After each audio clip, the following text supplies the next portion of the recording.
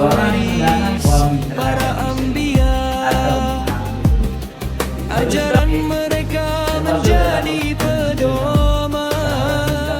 Dengan iman, ilmu dan amal, memburu reda Allah sepanjang perjalanan.